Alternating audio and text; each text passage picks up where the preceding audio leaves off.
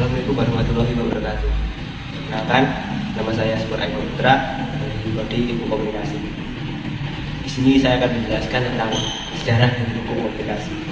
Tentang pentingnya kita mengetahui sejarah dari hukum komunikasi. Hukum komunikasi tidak bisa lepas dari bangsa-bangsa Eropa, yang mana bangsa Eropa ini pernah menjajah pada kita. Oleh karena itu, hukum komunikasi bagi bangsa kita sendiri sangatlah bergantung pada sejarah dari negara Eropa sendiri. Selanjutnya mengenai tujuan dari hukum komunikasi. Tujuan ini saya kelompokkan menjadi 3. Yang pertama ada keadilan, yang kedua ada kepastian, dan yang ketiga ada kemanfaatan.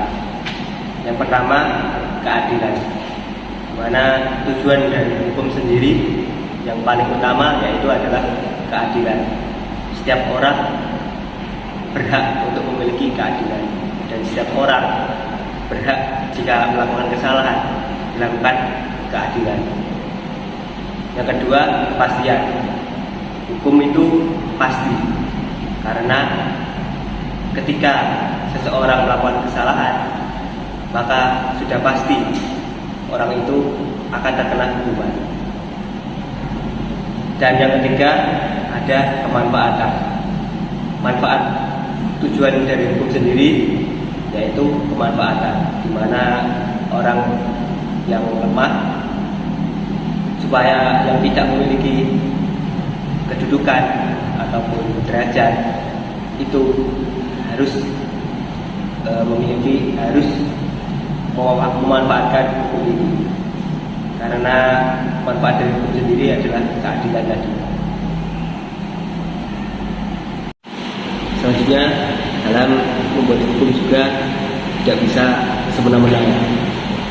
Jadi ketika kita membuat hukum, kita ini tidak bisa membuat hukum dengan seenaknya kita sendiri, tidak bisa sebebas-bebasnya. Jadi ada aturan-aturan juga dalam membuat hukum, seperti contohnya hak asasi manusia, yang mana hak asasi manusia ini sangat penting untuk diperhitungkan, karena setiap manusia juga memiliki kebatasan sendiri pada dirinya. Kemudian selanjutnya, sulit untuk kita mengatur masyarakat, karena kita ini tidak memiliki UUD konvergensi. Lalu ada juga dampak dari media, hukum media. Yang pertama ada kognitif, aktif, dan juga ada behavior. Media juga punya dampak pikiran sampai tindakan, penyelesaian masalah, dan juga menayangkan hal-hal yang baik. Jadi pentingnya menayangkan hal-hal baik ini juga bertujuan untuk supaya generasi kita selanjutnya itu tidak merasa memiliki sifat yang negatif. Jadi generasi kita selanjutnya tidak meniru hal-hal yang jelek untuk kedepannya gitu. Lalu ada juga ruang untuk publik. Ruang milik publik ini maksudnya itu milik masyarakat. Jadi ruang untuk publik ini untuk semua masyarakat luas. Jadi ruang publik ini bisa dikatakan sebagai ruang umum untuk kita semua. Lalu ada juga ruang untuk pribadi.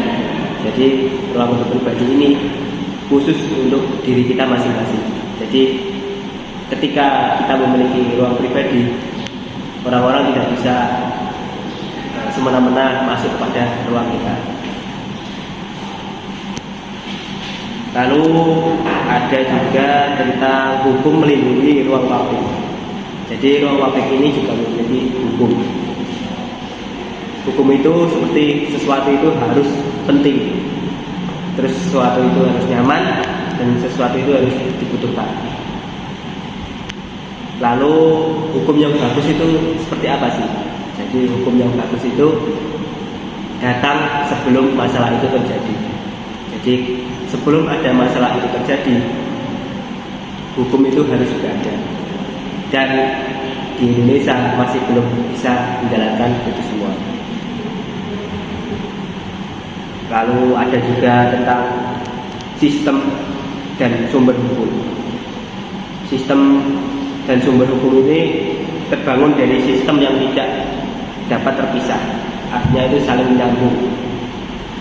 Sistem hukum tidak bisa lepas dari negara-negara internasional, maksudnya itu negara-negara lain, karena kita sebagai negara berkembang juga pastinya membutuhkan dorongan dari negara-negara lain, karena sifat dari negara sendiri tidak bisa lepas dari negara lain, karena negara juga membutuhkan negara lain, negara kita membutuhkan negara lain, dan negara lain juga membutuhkan negara kita.